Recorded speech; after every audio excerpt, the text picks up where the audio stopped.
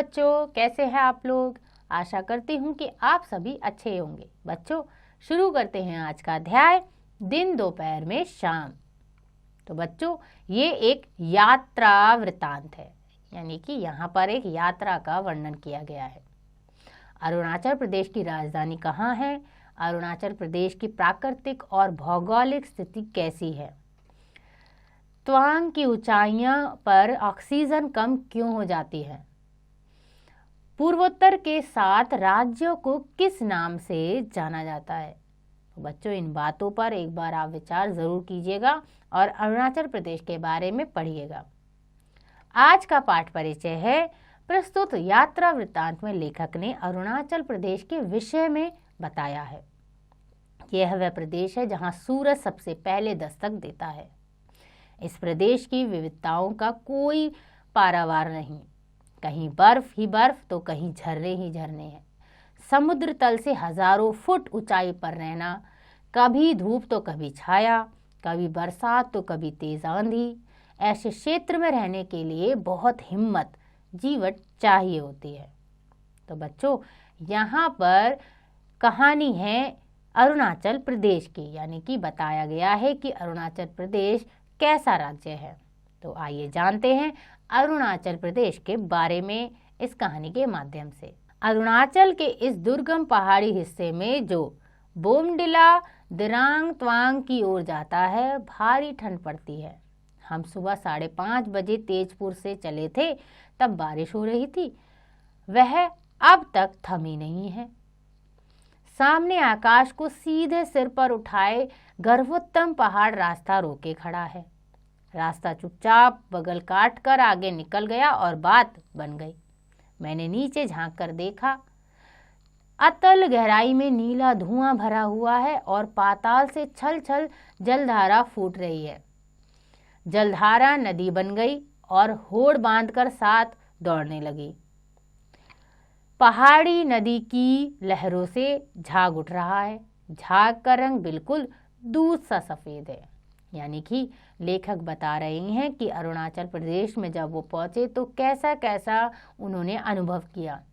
रास्ते कैसे उबड़ खाबड़ थे, किस तरह उन्होंने रास्ते को पार किया, कैसी ओस भरी चीज़ थी, यानी कि जो पहाड़ी थी उससे नीचे जब उन्होंने झांक के देखा तो उन्हें ऐसा दिखाई दिया जैसे दूध की सफ़ेद की तरह पूरा का पूरा दृश्य बन गया है।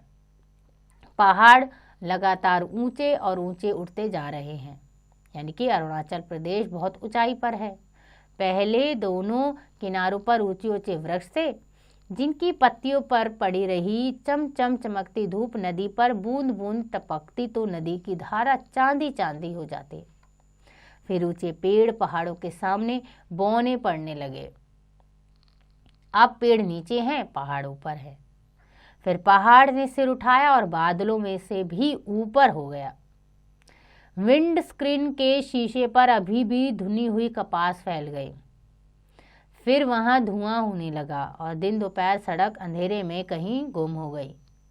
ड्राइवर ने वाइपर चला दिया और सामने वाली पीली बत्ती जला दी।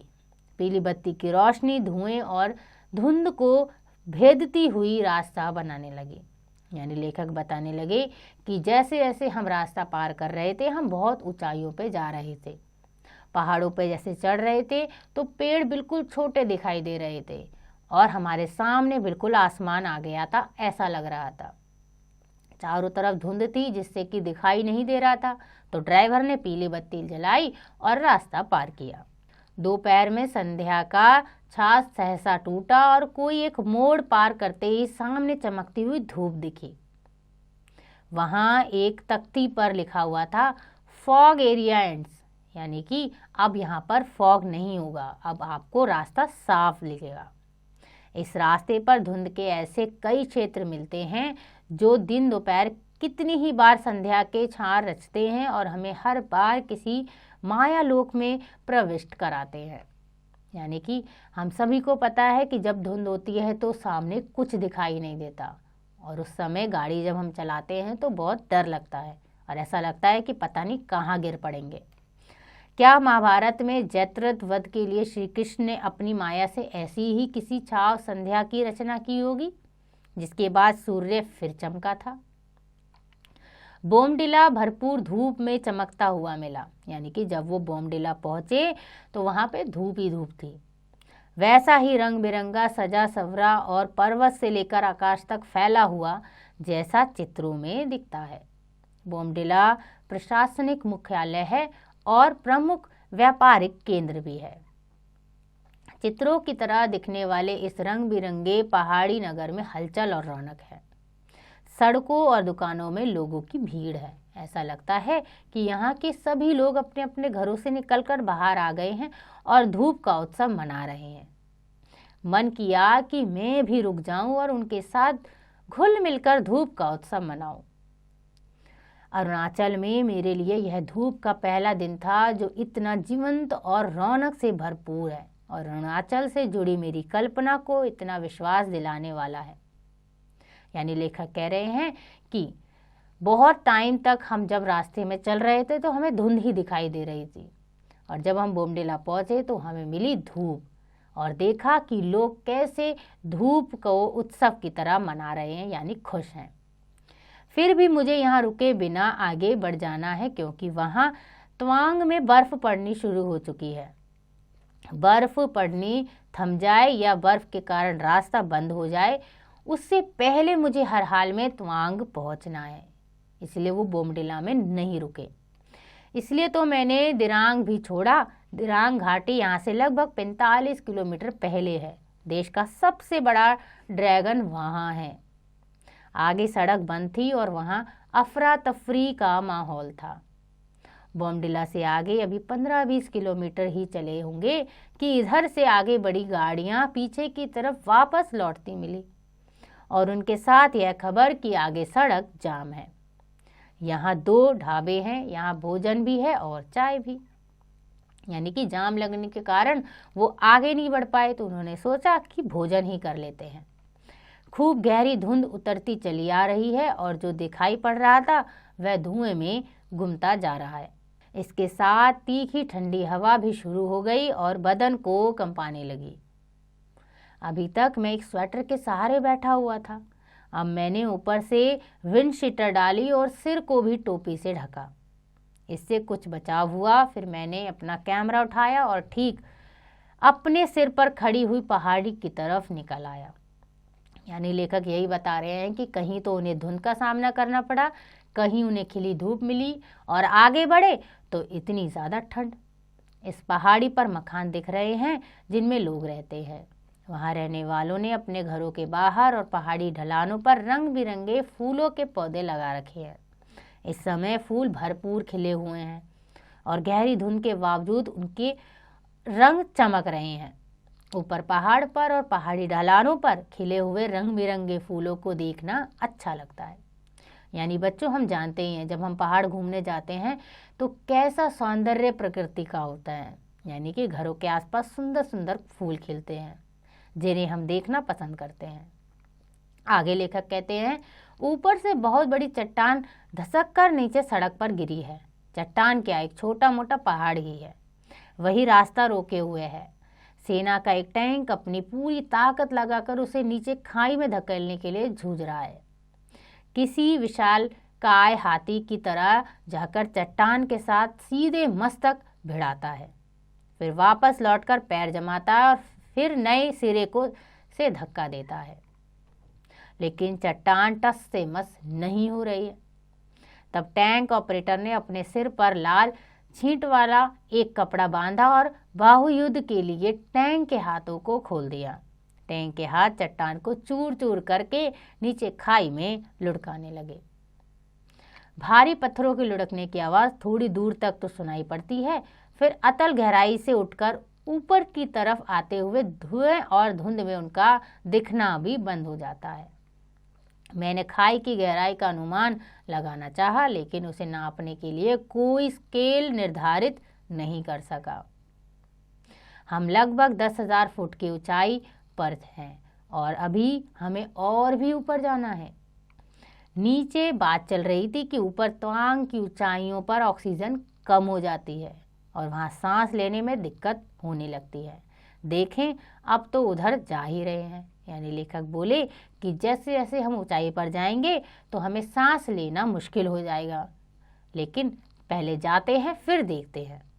तवांग से ऊपर 12,400 फुट पर किसी सैन्य चौकी से शायद 18 किलोमीटर की दूरी पर भारत तिब्बत सरहद है, यानी भारत तिब्बत की एक सीमा है। वहां पहुंचने के लिए सेना के ब्रिगेड मुख्यालय से विशेष परमिट लेना पड़ता है। अभी 7 बजे हैं और अभी से रात इतनी गहरा गई है। गहरी रात में चांदनी खूब चटक दिखती है, लेकिन सन्नाटा रात से भी गहरा है। यहाँ हवा इतनी ठंडी है जैसे वहां से छूकर आ रही है जहां बर्फ पड़ी हुई है। अरुणाचल पहुंचने के बाद यहाँ पहली बार कंपकपा देने वाली सर्दी मिली और अंदाजा हो गया कि तवांग कितना ठंडा होगा। यहाँ अभी बिजली नहीं पहुंची है, इसलिए अंधेरा अंधेरा सा लगता है। डिबरियों और मोमबत्तियों की रोशनी में भोजन करना और अपनी छाया को देखना किसी प्रार्थना सभा में एकत्र होने या भोजन से पहले कोई धार्मिक अनुष्ठान संपन्न करने का आभास देता है। रास्ते के ये ढाबे भीतर से खूब साफ सुथरे होते हैं, भोजन भी सादा साफ सुथरा। भोजन के साथ पीने के लिए गर्म पानी और भोजन के बाद हाथ धोने के लिए भी गर्म पानी, क्योंकि ठंड है। सैन्य चौकी में हमारे इनर लाइन परमिट की जांच हुई। यहाँ से जैसे जैसे आगे बढ़ते हैं ऑक्सीजन कम होती जाती है और सांस लेने में दिक्कत होने लगती है। बर्फ पड़ने के मौसम में यहाँ रहने वालों के लिए पानी की भी दिक्कत होने लगती है। तब लोग बर्फ के टुकड़ों से प्यास बुझाते हैं और उनका नहाना धोना तो हफ्ते में किसी एक दिन ही हो पाता है। टैक्सी वाले ने बताया कि झीलों में जमने वाली बर्फ का तल इतना मजबूत होता है कि सेना के ट्रक भी उस पर से होकर गुजर सकते हैं। यानी कि जो बर्फ होती है वो इतनी ठोस हो जाती है कि लोग उस पे से भी आना जाना करने लगते हैं। बर्फ की पहली झलक पाने के लिए मैंने अपना सारा ध्यान सामने दिख रहे पहाड़ों पर केंद्रित कर रखा था, जिनके शिखर तो धूप में चमक रहे थे और ढलानों पर छाया पड़ रही थी। छाया वाली ढलानों पर जगह जगह बर्फ छितराई हुई थी। यानी लेखक बताते हैं कि जब मैंने ऐसा दृश्य देखा तो मुझे पता चला कि बहुत ऊंचाई के पहाड़ों पर तो धूप दिख रही है, लेकिन नीचे छाया है। इससे पहले मैंने हिमालय के किसी हिमच्छादित शिखर को कौसानी या रानीखेत से देखा था। इतनी दूरी से वह देखना किसी पोस्टर को देखने की तरह था। वहीं इस बार सीधे सामने दाहिने हाथ में 2 शिखरों के बीच वाले पर्वत शिखर पर एकदम धवल सफेद बर्फ धूप में चमकी और वहीं आकाश में टंगी दिखती रही। मैंने देखा, सबने देखा, सबने एक साथ देखा, शांत मन से देखा। बगल वाले दोनों शिखरों पर खूब सारे बादल उतरे हुए हैं, बादल डोल रहे हैं, बर्फ जमी हुई है, पूरे शिखर को अच्छे से ढके हुए हैं। मैंने टैक्सी वाले से सलाह ली, क्या हम थोड़ी देर यहाँ रुककर उसे देखें? देखेंगे, थोड़ा और आगे चलते हैं, वहाँ से और अच्छा दिखता है, ऐसा टैक्सी वाले ने उन्हें बोला। आप लोग वहाँ फोटोग्राफी भी कर सकेंगे। टैक्सी वाले ने हमें ले जाकर एकदम बर्फ के बीचों बीच खड़ा कर दिया। अब वह हिमच्छादित पर्वत शिखर एकदम हमारे सामने है। यानी कि लेखक बता रहे हैं कि जिसे हम टैक्सी में बैठे बैठे दूर से देख रहे थे, अब हम बिल्कुल उसके सामने आ गए। सड़क यहाँ सकरी पड़ती हुई सी दिख रही है, यानी कि सड़क अब बिल्कुल पतली होती जा रही है। दोनों तरफ की पहाड़ियाँ आकर सड़क के साथ सट गई हैं। सटी हुई पहाड़ियों पर यहाँ वहाँ टुकड़ों और लकीरों में भरी बर्फ फैली हुई है। भुरभुरी बर्फ इतनी ताज़ा दिख रही है जैसे पिछली रात के आखिरी पहर में ही पड़ी हो। यह भुरभुरी बर्फ धीरे धीरे जमेगी और कड़ी होती जाएगी।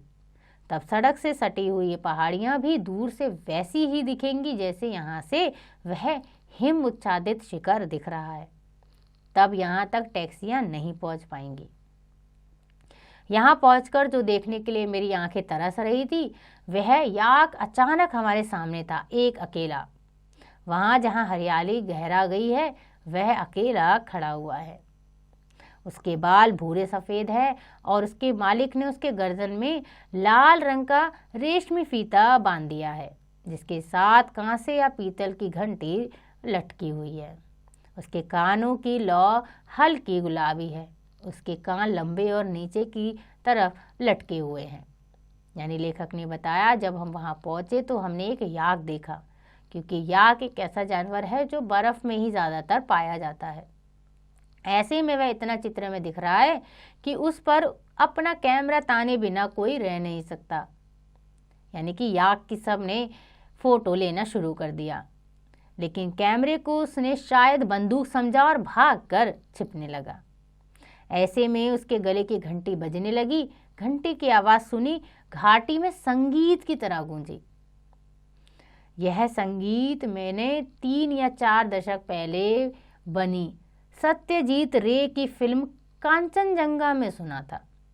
कांचनजंगा में यह आवाज़ अकेली नहीं थी, बल्कि याकों का रेवड़ घाटी से ऊपर आ रहा था और उन सब के गले में घंटियां थी।